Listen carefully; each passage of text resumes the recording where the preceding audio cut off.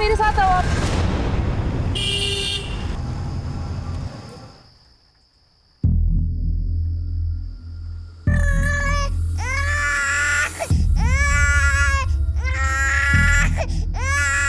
बस बस बस बस, ये लो बेटा, आप मैगी खाओ। हाँ हाँ जी, आ गई आ गई। दूध पीना, दूध पीना। हाँ। बेटा आप नूडल्स खा ही नहीं रहे हो, मैं खिला दूं? बस बस बस बस।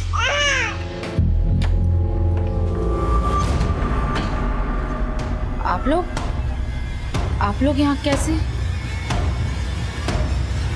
मैं इन्हें लेकर आया। वो बच्चे कहाँ हैं? जी ये रहे। बस बस बस बस बस बस बस। ये बच्चे कहाँ मिले आपको? जी मैं अपनी फ्रेंड के यहाँ से आ रही थी तो तभी।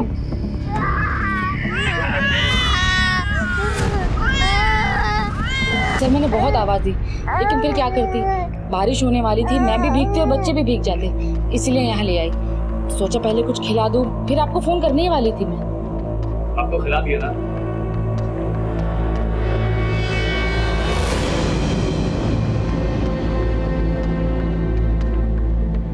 बेटा आपका नाम क्या है? जी बच्चे बहुत ही डरे हुए हैं, मैंने भी पूछने की कोशिश करी लेकिन कुछ बोले ही नहीं। गिरीश एक काम करो, पूरे कमल नगर एरिया को छान मारो। मुझे लग रहा है अगर माँ बाप कहीं आसपास होंगे, बच्चों के लिए जरूर परेशान होंगे। और आसपास के सभी पुलिस स्टेशन में मिसिंग रिपोर्ट भी चेक करो। एक बात और, बच्चे जहाँ पर मिले हैं अगर वहाँ पर सीसीटीवी है तो उसके फुटेज भी चेक करो। अब बच्चे को तैयार कर दीजिए, हम लोग इसे किसी एनजीओ में शिफ्ट कर देंगे। एनजीओ क्यों? आप हमें यही रहने दीजिए ना हमारे पास। अब मैं एक बैंक की एम्प्लॉय हूँ, आप मुझ पर ट्रस्ट कर सकते हैं। ठीक है, वैसे भी हमें किसी एनजीओ के बारे में पता करने में थोड़ा टाइम लगेगा, तब तक आप बच्चों को अपने पास रख सकते हैं। जी थैंक यू साहब। जल्दी पता लगाइएगा, मुझे आपके फ़ोन का इंतजार रहेगा। जी बिल्कुल। ये तस्वीर में कौन है? ये हमारी बेटी है, स्कूल के स्विमिंग पूल एक्सीडेंट में। I am so sorry. आप लोग एक बार पुलिस स्टेशन आ जाइएगा, एफआईआर दर्ज कर लेंगे। Thank you. चलो नीता, ये तुम ठीक नहीं कर रही हो। ठीक तो तुम नहीं कर रहे हो रंजन।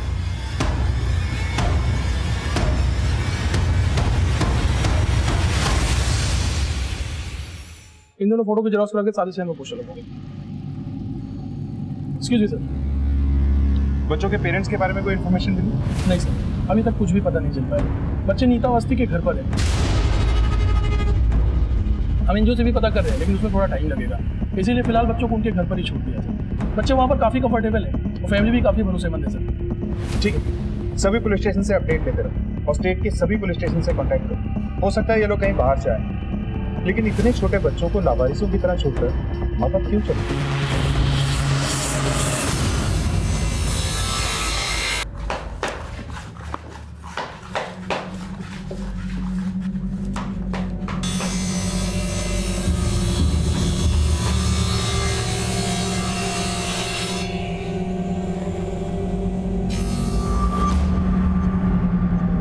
दीपक, ए दीपक, ठीक है?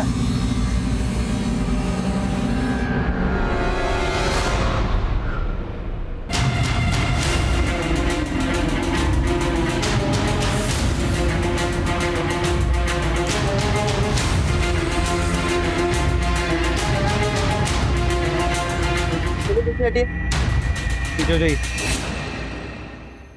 दुकान आपकी है और आपको नहीं पता कि ये बॉक्स कहाँ से है? साहब देवी माँ की कसम, हमको कुछ नहीं पता साहब। दुकान खोलते कितना बजे? साहब दीपक दुकान खोलता है 9:30 बजे से। जब तुमने दुकान खोला किसी को बॉक्स रखते हुए देखा? नहीं साहब, हम तो सवेरे आए थे दुकान खोलने के लिए, हमें नहीं पता साहब। आप लोग पीछे हो जाइए प्लीज। पता करो किस कंपनी का, पर ये भी पता करने की कोशिश करो इसका सेंडर और रिसीवर कौन। सर बॉडी के टुकड़े करके फेंके गए, मतलब मुमकिन है कि बाकी के टुकड़े भी यही कहीं फेंके गए, क्योंकि कोई भी किलर अपने साथ बॉडी के पार्ट्स लेके घूमने का रिस्क नहीं लेगा। आसपास चेक करो, कुछ मिलता है। सर बॉडी पार्ट्स को देखकर ऐसा लग रहा है कि ये पार्ट्स किसी औरत के हैं। आसपास के पुलिस स्टेशन में चेक करो, किसी औरत की कोई मिसिंग कंप्लेंट है। और जब तक बॉडी के बाकी पार्ट्स नहीं मिलते, इन्हें फॉरेंसिक भेज। सर। कार्टन में मिले लाश के टुकड़ों से सनसनी फैल गई। पुलिस ने लाश के दूसरे हिस्सों को ढूंढने के लिए तलाश तेज कर दी। साहब मैंने फोन किया था। साहब इधर आइए। कहाँ पे? साहब हम लोग इधर मछली पकड़ने आते हैं, आ जाए तो साहब ये देखा।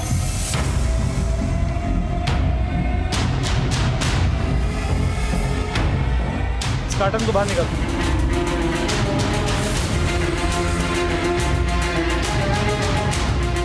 निकालो इसे।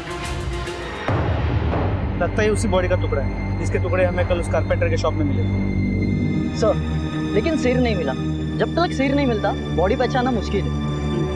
हो सकता है सिर को यहीं पे डिस्पोज किया। आसपास अच्छे से चेक करो और बॉडी को फोरेंसिक के लिए भेजो। सर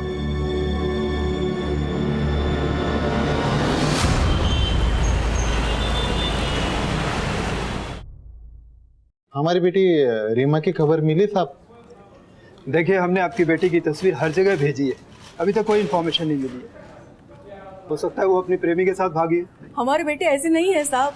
हम तो ये सोच सोच कर डर रहे हैं कहीं उसके साथ कुछ गलत न हुआ हो।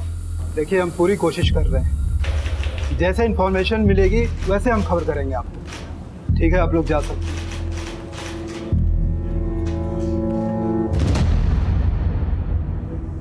सभी थाने से इस लड़की की अपडेट लेते रहो। सिंह, ये देखिए, दोनों कार्टन्स पे जो टेप है उस पे कोई मार्किंग है जो एक ही तरह की। हो सकता है ये कुरियर कंपनी की खुद की टेप हो। ये मार्किंग थोड़ी मिटी हुई है, हो सकता है इन कार्टन्स का राज खुल जाए। जी सर। पुलिस को लाश के टुकड़े कार्गो कार्टून बॉक्स में मिले थे और केवल इतनी सी लीड से पुलिस ने हजारों कुरियर कंपनीज को खंगालना शुरू किया। चौहान, बच्चों ने कुछ बोला? नहीं सर, मैं वहीं से आ रहा हूँ, लेकिन अभी तक कुछ भी नहीं बताया। ठीक है, उनसे पूछताछ करते रहो, जैसे कुछ बोले मुझे इन्फॉर्म करो। सर, कार्टन में जो बॉडी के टुकड़े मिले उन पर एक कपड़ा था जिस पे ये टैग है। इस टैग की हालत काफी खराब है। एक मिनट।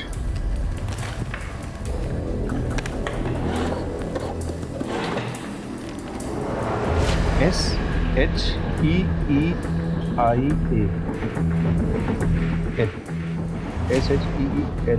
सिंह, ये आई नहीं एल हो सकता, यानी शीला। पता करो कि शीला नाम से भी कितने ब्रांड हैं, और ये किसी बड़े डिजाइनर का ब्रांड नहीं लगता। इस पैमाने पे डिजाइनिंग करने वाली कई छोटी छोटी कंपनी हैं, लेकिन शीला नाम पे जितने भी ब्रांड रजिस्टर्ड हैं सबके बारे में पता है। और हाँ, एक ही जैसे कार्टन बॉक्स और इन कपड़ों के टुकड़ों से ऐसे लगता है कि ये बॉडी किसी एक ही औरत की। खैर, फॉरेंसिक रिपोर्ट से सब क्लियर हो जाएगा। तुम इस ब्रांड के बारे में पता करो। सर, पुलिस को मिल रहे सारे सुराग बेहद ही मुश्किल और लंबी प्रक्रिया वाले थे, लेकिन पुलिस की मुस्तैद टीम पूरी सूझबूझ से अपनी तहकीकात को आगे बढ़ा रही थी।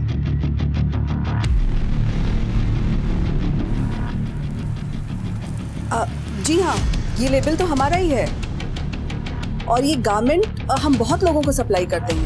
पहले होलसेलर्स, फिर रिटेलर्स, और रिटेलर्स में भी शॉपकीपर्स के पास जाते हैं, फिर रोड में बिजनेस करने वालों के पास भी। पर सर, आप जानना क्या चाहते हैं? देखिए, हमें एक बॉडी मिली जिस पर एक कुर्ती थी, तो इस कुर्ती में आपका ये लेबल लगा। ये लेबल मैं आपको बता दूं कि हम 2 साल पहले बनाना बंद कर चुके हैं। हमने अपनी डिज़ाइन बदल दी है और ये लेबल कुछ महंगे कुर्ते में ही लगते थे जो कुछ खास शहरों में हम बेचते हैं। ठीक है, हमें इन सारे शहरों की लिस्ट चाहिए और वहाँ के जो भी शॉपकीपर्स है, रिटेलर्स है, उनकी पूरी जानकारी चाहिए। जय, वो डीलर्स वाली लिस्ट लाना ज़रा। सर, उन दोनों कार्टन्स में जो बॉडी के टुकड़े मिले उनकी फोरेंसिक रिपोर्ट। सर, रिपोर्ट से पता चला है कि वो सभी टुकड़े किसी एक ही औरत की बॉडी के थे जिसकी उम्र करीब 30 साल हो। और वो कपड़े के टैग से कुछ पता चला? सर, हमने करीब 55 दुकानें और 350 डीलर्स को शॉर्टलिस्ट किया। यहाँ से शायद उस कुर्ती को खरीदा गया। और उन कार्टन बॉक्स के बारे में कुछ पता? सर, हमने करीब 90 कुरियर कंपनी से बात की और फाइनली एक कंपनी ने बताया कि इस कंसाइनमेंट को उन्होंने हैंडल किया। उनका नाम है लोडेड कुरियर्स। इस कुरियर कंपनी में जाके इन बॉक्सेस के बारे में पता करो। जी सर।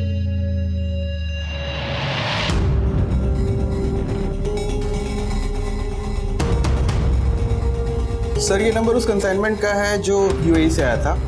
इसके सेंडर और रिसीवर दोनों नावेद अख्तर। इस नावेद अख्तर का एड्रेस दो। इसकी कंप्लीट रिपोर्ट चाहिए sir. Sir loaded courier company से पता चला है कि उस कार्टन के कंसाइनमेंट का सेंडर और रिसीवर दोनों एक ही आदमी थे। कोई नावे रखते जो दिल्ली का रहने वाला है। चलो।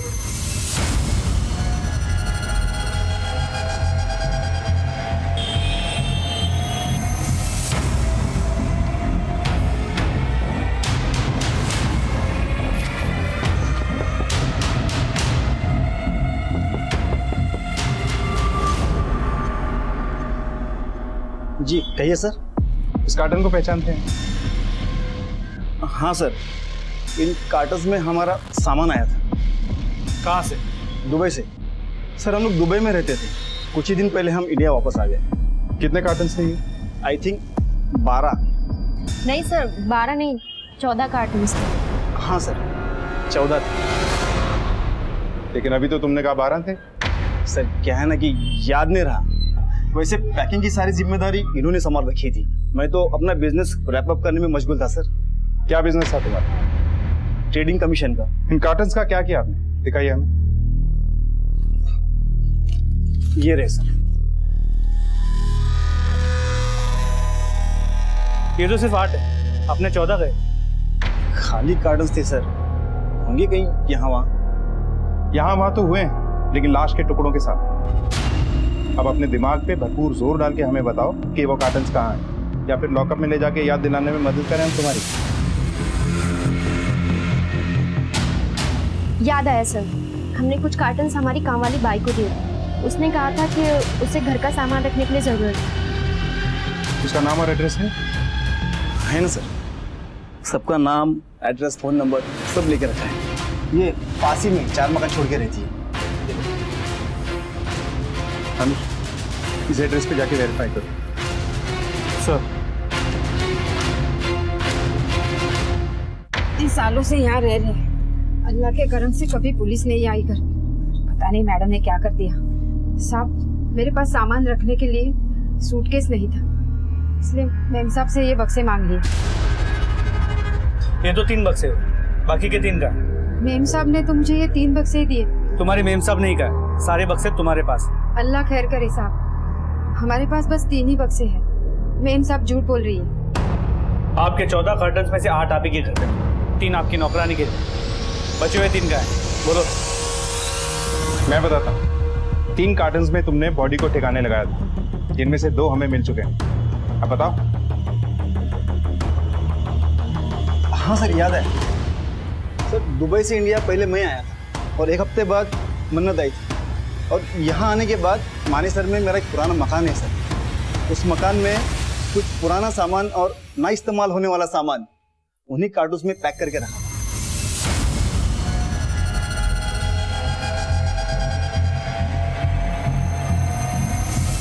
सर इस तरफ।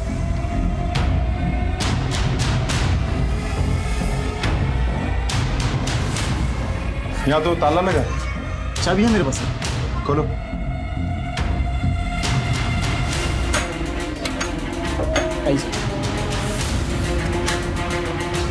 चेक करो पूरा कर। सर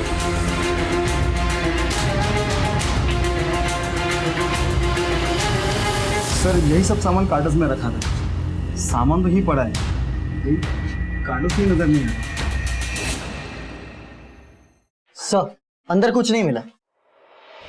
सर मैंने घर किराए पे दिया था, लगता है घर छोड़ के चले गए बिना बताए। नंबर है उसका? है ना sir? Wajid Khan. Number note करो। सर। अनुज। 2-3 दिनों से देखा नहीं साहब। काफी शरीफ थे, उनके तो बच्चे भी। सर जिस गैराज में हमारी ससुर जी की गाड़ी काम के लिए जाती है ना, वहाँ एक हिमायत नाम का आदमी है, उसको अक्सर वहाँ आते हुए देखा है। हिमायत कर सर वो मस्जिद वाली गली में, किसी से भी पूछ लो।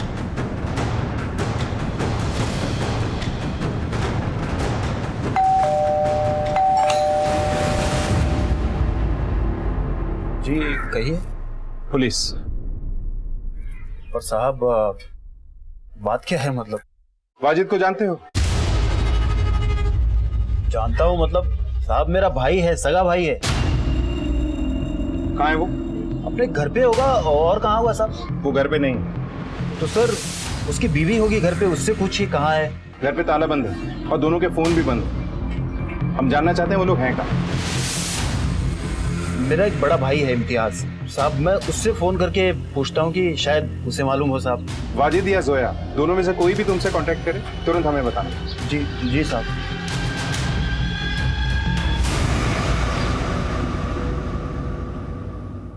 हाँ जी क्या बात है।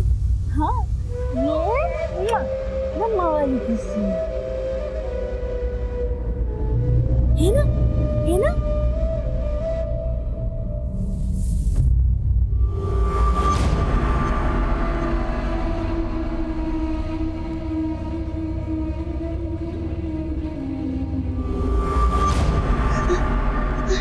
हमें अब्बू के पास जाना है।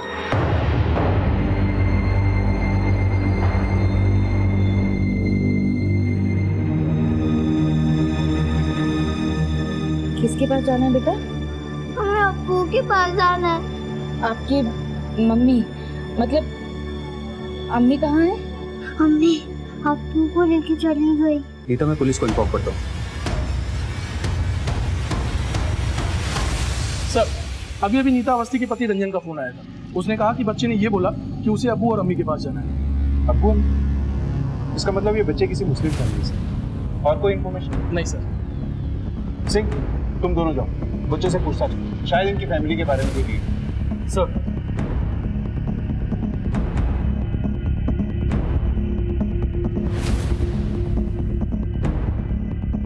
बेटा, तुम्हारे स्कूल का नाम क्या है? मेरे स्कूल का नाम मॉडर्न। मॉडर्न क्या है बेटा? मॉडर्न। बेटा तुम्हारा स्कूल है कहाँ? मॉडर्न।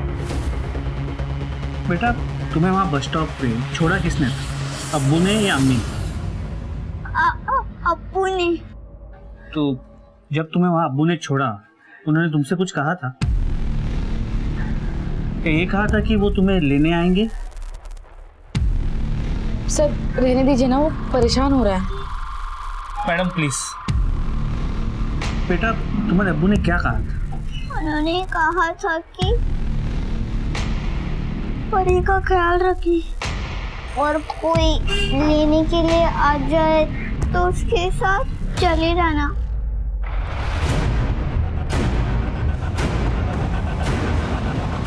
आप दोनों से थोड़ी बात करनी है, जरा बात करो। आप इन बच्चों को पहले से जानती है ना? नहीं सर, मैंने आपको पहले भी बताया कि ये दोनों उस रात मुझे रोड पर मिले थे।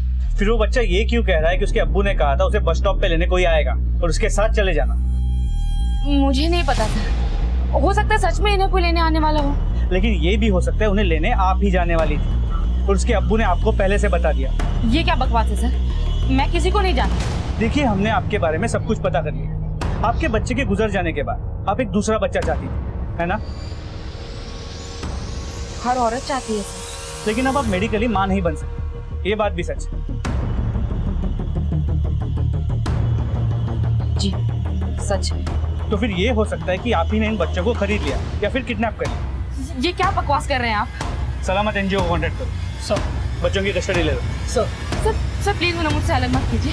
देखिए वो यहाँ पर खुश है, वो बच्ची मेरी गोद में आके ऐसे चुप हो जाती जैसे अपनी माँ की गोद में हो। जाने दो उन्हें।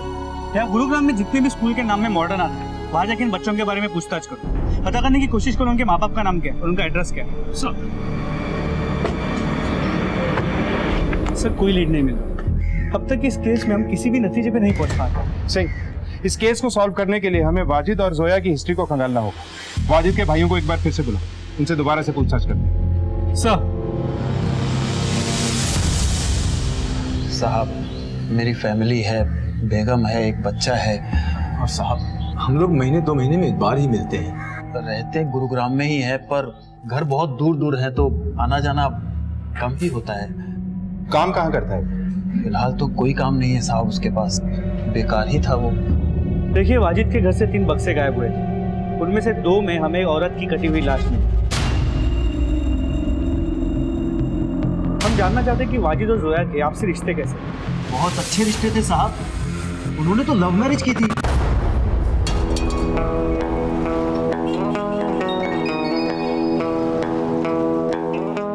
पता है ना जोया तुम क्या कर रही हो। अगर मैंने घर छोड़ा है तो तुमने भी तो अपना घर छोड़ा है।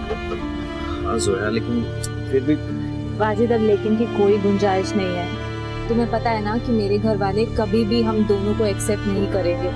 और मेरे भैया तुम जानते हो ना कितने कट्टर है, उन्हें पता चलेगा ना तो हम दोनों को जान से मार देंगे। मैं तुम्हें बहुत खुशियां दूंगा। 5 साल पहले हमारे घर आए थे साहब।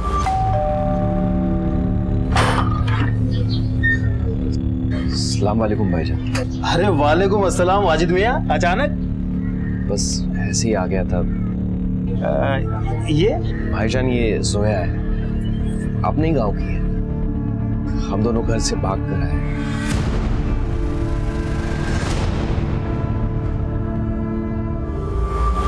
लेकिन एक बात मेरी समझ में नहीं, जब वाजिद और जोया दोनों एक दूसरे से प्यार करते थे, दोनों बालिग क्या कमाने की उम्र में थे और दोनों के मजहब भी एक ही, फिर दोनों को भाग के शादी करने की जरूरत क्या है?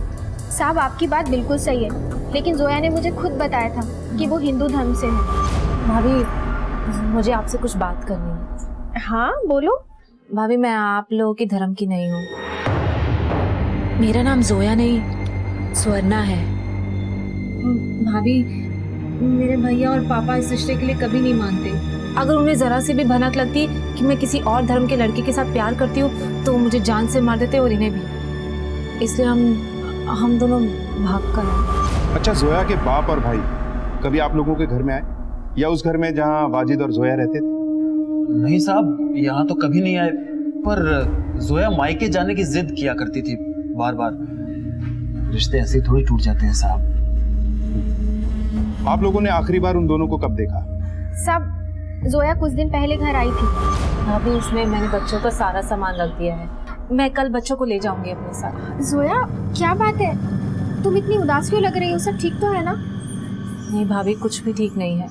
इनकी नौकरी चली गई है, घर में पैसों की बहुत दिक्कत है। मैंने इन्हें 1000 बार समझाया कि मेरे घर से पैसे मंगवा लेते हैं, लेकिन ये इतने खुददार है कि पैसा मंगवाना ही नहीं चाहते। लेकिन जोया तुम्हारे भाई ने तो तुम्हें माफ नहीं किया है ना? मैं उन्हें मना लूंगी भाभी। खैर मैं इन दोनों को छोड़कर जा रही हूँ। मैंने एक जगह नौकरी के लिए अप्लाई किया है, शाम को इंटरव्यू है। खुदा ने चाहा तो ये नौकरी मिल गई तो सब ठीक हो जाएगा। साहब अगले दिन आके वो बच्चों को लेके चली गई और उसने ये भी बताया कि उसका इंटरव्यू बहुत अच्छा हुआ है। सर, बच्चे ने मॉडर्न नाम की जिस स्कूल की बात करी थी उसका पता चल गया। ये रही उसकी डिटेल्स। बच्चे के बाप का नाम वाजिद खान और माँ का नाम जोया खान है।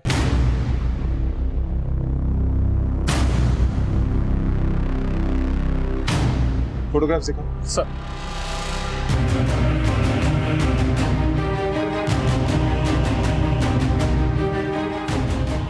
साहब ये दोनों वाजिद के बच्चे हैं, मगर हुआ क्या है साहब? दरअसल इन बच्चों को किसी ने रास्ते पे छोड़ दिया था। अब ये सलामत नाम के एनजीओ में, जब तक वाजिद और जोया मिल नहीं जाते इन बच्चों को हम आप लोगों के पास छोड़ देंगे। साहब मेहरबानी करके ऐसा मत कीजिएगा। हमें मालूम नहीं है कि वाजिद और जोया कहाँ है इस वक्त। अल्लाह ताला उन्हें सलामत रखे। अगर उन्हें कुछ हो गया तो साहब हम उनके बच्चों की परवरिश नहीं कर पाएंगे। ठीक है, मुझे वाजिद का अजमेर का एड्रेस चाहिए और जोया के पेरेंट्स का भी। और हाँ, हमारी इजाज़त के बिना आप लोग इस शहर छोड़ के जाने की सोचना भी नहीं। और जो कुछ भी तुमने मुझे बताया उसमें से ज़रा सा भी झूठ हुआ तो अंजाम तुम लोग जानते हो। ठीक है, तुम लोग जा सकते हो।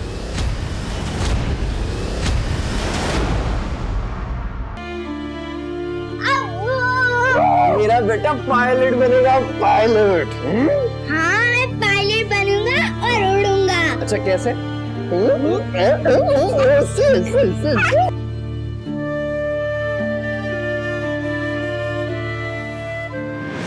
ठीक है, इस बारे में पूरी डिटेल्स मुझे दो। जय सर, अलीगढ़ पुलिस स्टेशन ने इस लड़की की फोटो भेजी, ये मिसिंग। इसका नाम रीमा है। सर ये देखिए, इसने लगभग इसी तरह के कपड़े पहन रखे हैं जो हमें डेड बॉडी पे से मिले। ये महज एक इत्तेफाक हो सकता है, लेकिन ये भी हो सकता है कि मरने वाली लड़की यही है और ये दोनों केसेस बिल्कुल अलग हैं। You're right। लेकिन सबसे पहले हमें ये पता लगाना होगा कि ये मरने वाली लड़की कौन है। इसे पहचानना मुश्किल है क्योंकि बॉडी का कटा हुआ सर अभी तक हमें नहीं मिला। और कातिल ने जानबूझकर लाश के टुकड़ों को दूर दूर फेंक दिया था ताकि हम कभी भी उस तक ना पहुंच पाए। लेकिन सिंह, सवाल अब भी कई है। एक ये कि अगर ये मरने वाली लड़की ये रीमा है तो सवाल ये है कि इसे किसने मारा होगा, क्यों, तो इसका वाजिद से क्या कनेक्शन है? और अगर ये जोया है तो जोया और उसके पति को जोया के बाप और उसके भाई से जानकर खतरा था। तो कहीं ऐसा तो नहीं कि वाजिद को भी मार दिया गया, या ये भी हो सकता है कि वाजिद ने ही इन दोनों में से किसी एक लड़की को मारा और कहीं भाग गया। और अभी हम सिर्फ डीएनए टेस्ट से पता लगा सकते हैं कि ये बॉडी जोया की है या रीमा की। सही कह रहे हो। एक काम करो, चौहान को बोलो कि उन बच्चों का ब्लड सैंपल ले और इस रीमा के माँ बाप का भी ब्लड सैंपल। और तुम ऐसा करो कि एक टीम लेके अजमेर जाओ, वहां की लोकल पुलिस से मदद लेकर जोया और वाजिद के बारे में पता करो। सर, अलीगढ़ पुलिस से मिले नए सुराग से पुलिस और भी उलझ गई थी। अब इस केस के तार बाहरी इलाके से जुड़ गए थे। जोया और वाजिद कहाँ थे? नीता को बच्चों का मिलना क्या महज एक इत्तेफाक था या कोई राज? पुलिस ने अपनी जांच टीम बढ़ा दी थी जो दिन रात इस गुत्थी को सुलझाने में लगी थी। तो आपका मतलब है वाजिद यहाँ नहीं है? जी हाँ, वाजिद जिससे उससे इस घर से गया उसने अपनी शक्ल तक नहीं दिखाई। उस लड़की का भाई जब देखो मुंह उठा के आता है और हमें धमका के चला जाता है। मेरी बहन स्वर्णा कहाँ है? कौन स्वर्णा? तेरा जो कमीना बेटा है ना वाजिद, वो मेरी बहन को भगा के ले गया है। वाजिद ऐसा नहीं कर सकता। पूछ अपनी इस बेटी से, इसे सब कुछ मालूम है। उन दोनों को तो मैं ढूंढ के मार ही दूंगा। अगर तुझे पता है तो मुझे सच सच बता दे, वरना एक दिन तेरी इस बेटी को उठा के ले जाऊंगा। अच्छा हुआ नहीं आया, आता तो मारा जाता। सब आना चाहता था। मतलब? जोया से शादी के बाद उन्होंने फोन किया था मुझे। सुहाना आपा, तुम कहाँ चले गए हो वाजिद? वापस आ जाओ। मैं जल्दी लौटूंगा। सुहाना, फोन दे, फोन दे मुझे। वाजिद, इस बीवी से कहो कि अपने उस कमजोर भाई को समझाए जो आए दिन घर में आकर धमकियां देकर जाता है। मेरी पापा की इज्जत लूटने की बात करता है। आखिरी बार वाजिद से कब बात हुई? करीब 20-25 दिन पहले। बहुत परेशान थे, बता रहे थे उनकी नौकरी चली गई। वाजिद के घर से कुछ बक्से गायब हुए थे, उनमें से एक में हमें एक लड़की की लाश मिली। हो सकता है वो जोया, पर वाजिद का भी कुछ पता नहीं चला। ये भी नहीं पता कि वो जिंदा है या नहीं। वाजिद का किसी रीमा नाम की लड़की के साथ संबंध था? अल्लाह मेरे भाई भाभी की जोड़ी सलामत रखे। अरे वो तो किसी दूसरी औरत के साथ ताल्लुक रखने का सोच ही नहीं सकते। अब उनके बच्चे कहाँ हैं सर? उनके बच्चे फिलहाल एक एनजीओ में। अगर आप लोग उन्हें अपनाना चाहते हैं तो आप लोग अप्लाई कर सकते हैं।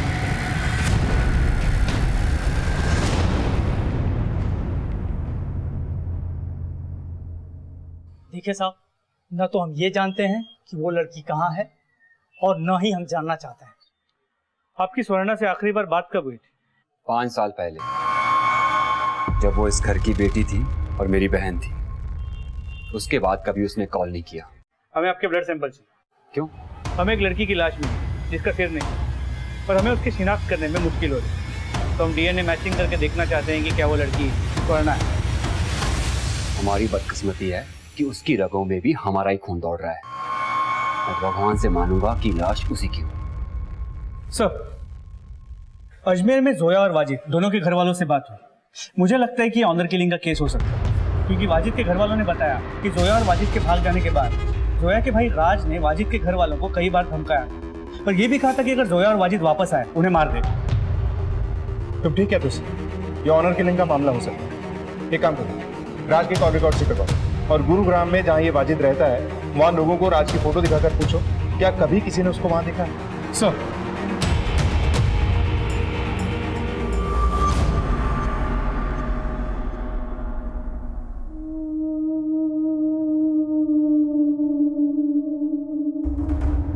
ये कपड़े तो मेरी बेटी के हैं साहब। आप लोगों को पूरा यकीन है कि ये कपड़े आपकी बेटी की? मुझे आज भी वो दिन याद है जिस दिन वो ये कुर्ती खरीद कर लाई थी। बहुत अच्छी है, तुझ पे बहुत खिलेगी। देखिए, हमें एक लड़की की कटी हुई लाश मिली। ये कपड़े उसी लाश पर से। इस बात को कंफर्म करने के लिए हमें आप लोगों का ब्लड सैंपल चाहिए। डीएनए मैच होगा तो ये बात कंफर्म होगी कि वो लाश आपकी बेटी रीमा की है। सर, आपने सही कहा। जोया के भाई राज की मोबाइल की लोकेशन 27 अगस्त और उसके 1-2 दिन बाद यहाँ गुरुग्राम में वाजिद के घर के आसपास की रही है। सर ये देखिए, इस रात को उठाओ और सख्ती से पूछताछ करो। सर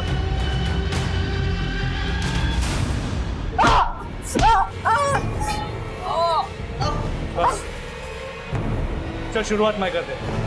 तू गुरुग्राम गया था 27 तारीख को, तूने ट्रेन की टिकट भी ली। अब आगे की कहानी बोल। मैं स्वर्णा और उसके आशिक दोनों को मारना चाहता था। एक दोस्त ने मुझे उनका पता बता दिया था। उस दिन मैं उनके घर चला भी गया था, लेकिन वहां ताला लगा था। उसके बाद मैं रोज उनके घर जाता था, लेकिन घर लॉक्ड रहता था। राज, ये तो सिर्फ तेरी आधी कहानी है। तेरी आगे की कहानी मैं बताऊं। तू उनके घर गया, घर के अंदर भी गया और तूने उन दोनों को मार दिया। जोया की लाश तुम्हें मिल गई। अब ये बता कि तूने वाजिद की लाश को कहाँ ठिकाने लगाया? बोल। काश मैं अपने हाथों से उन दोनों की जान ले सकता। उन्होंने कोई इतना बड़ा गुनाह नहीं किया था। सिर्फ जिससे प्यार किया उसी से शादी की। इसे तब तक अंदर रखो जब तक वाजिद का कुछ पता नहीं चलता। जैन सर, बच्चों की डीएनए रिपोर्ट आ गई है।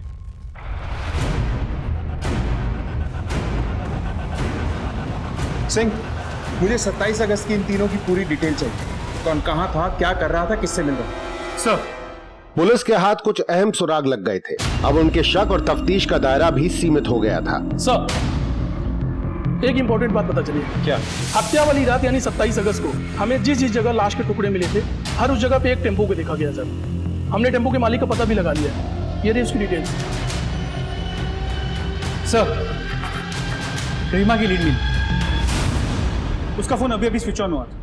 लगता है इस केस से बहुत जल्द पर्दा उठने वाला है, क्योंकि हमारी हरकत को देख के हत्यारे भी हरकत में आएंगे और कोई ना कोई गड़बड़ जरूर करेंगे। सब पे नजर बनाए रखो। और चौहान, इस टेम्पो के मालिक को उठा के लाओ और तुम रीमा को ट्रैक करो। सर,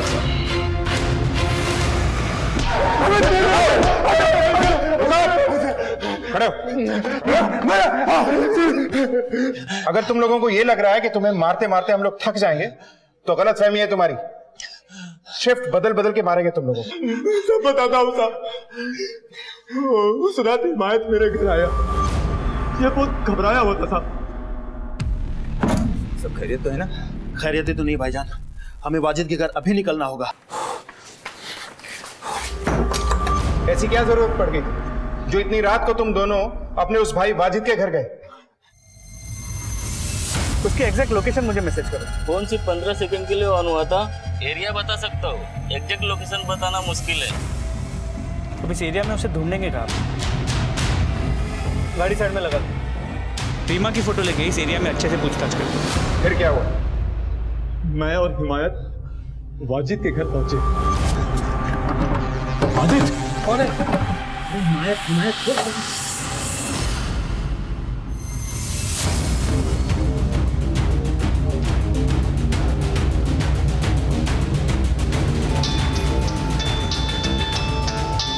हाँ बोलो। सर, उसने अभी फोन ऑन किया है। इसके पहले कि उसका फोन स्विच ऑफ हो जाए, उसका लोकेशन ट्रेस करो। इमीडिएटली भेजो मुझे।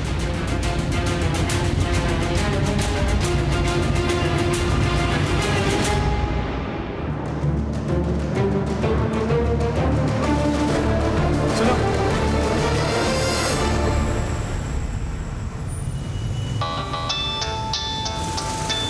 हाँ बोलो। सर, उसने अभी भी फोन ऑफ किया है।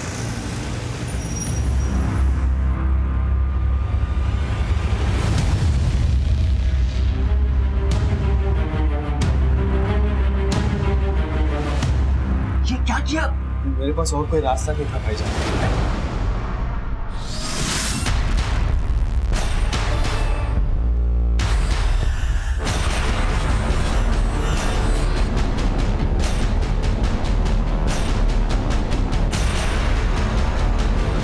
बोल, लड़की का है।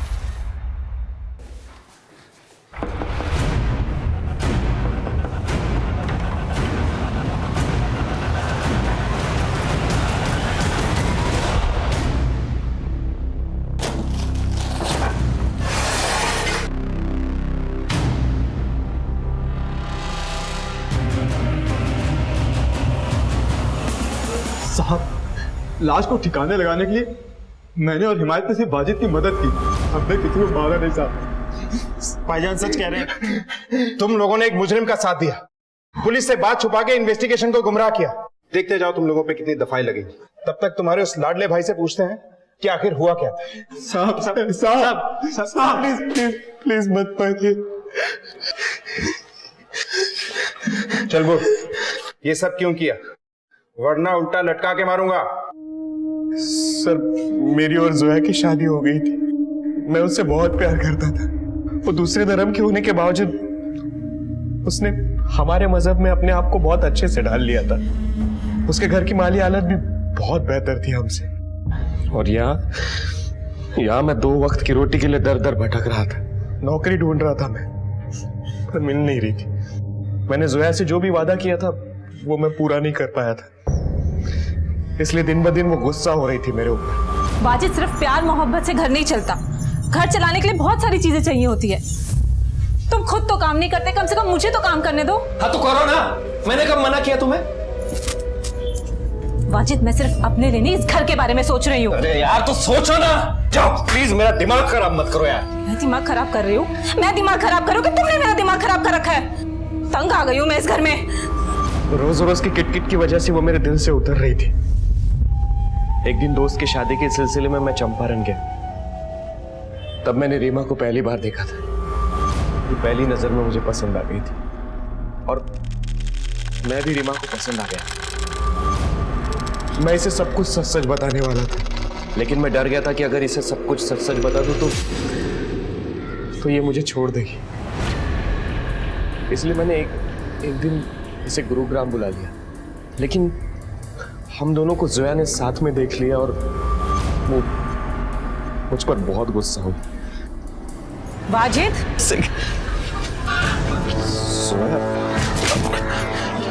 तो ये वजह थी तुम्हें काम ना मिलने की? नहीं जोया, मेरी बात सुनो। देखो, मेरा नहीं तो कम से कम अपने दोनों बच्चों को तो ख्याल किया होता। अच्छा नहीं किया तुमने। तुम जोया, देखो रीमा, देखो ऐसा कुछ नहीं है। उसके बाद रीमा भी मुझसे दूर जाने लगी। रीमा प्लीज मेरी बात तो सुनो। रीमा मुझे समझाने का मौका तो दो। प्लीज प्लीज मुझे ऐसे छोड़कर मत जाओ। मेरे लिए तो तुम्हारे पास कोई जगह ही नहीं है। रीमा, मैं तुम्हारे लिए अपने दिल में भी जगह रखूंगा और अपने घर में भी। ठीक है, तो पहले अपनी बीवी से छुटकारा पाओ और अपने बच्चों से नहीं जाओ। कर पाओगे? मैंने कहा कर पाओगे? लेकिन जैसे तैसे मैंने रीमा को मना लिया। मैंने जोया से कहा था कि अगर तुम घर से जाना चाहती हो तो जा सकती हो, लेकिन अभी बच्चों को भी साथ में लेके जाना पड़ेगा। तुम जैसे घटिया सब रहना ही नहीं है मुझे। तुम्हें मेरे साथ नहीं रहना है ना? जाओ अभी के अभी यहाँ से जाओ और अपने बच्चों को भी साथ में लेके जाओ। वो सिर्फ मेरे बच्चे तुम्हारे कुछ नहीं लगते? एक दूसरी औरत के लिए तुम मुझे घर से निकाल रहे हो? हाँ, मैं जाऊंगी, लेकिन पुलिस स्टेशन जाऊंगी, तुम्हारे माँ बाप के घर जाऊंगी, अपने घर जाऊंगी, पूरी दुनिया को तुम्हारा ये घटिया चेहरा दिखाऊंगी मैं। लाश को ठिकाने लगाने के लिए मैंने हिमायत भाई और इम्तियाज भाई को बुला लिया। हेलो हिमायत भाई, आप जल्दी घर आ जाइए। वो जोया।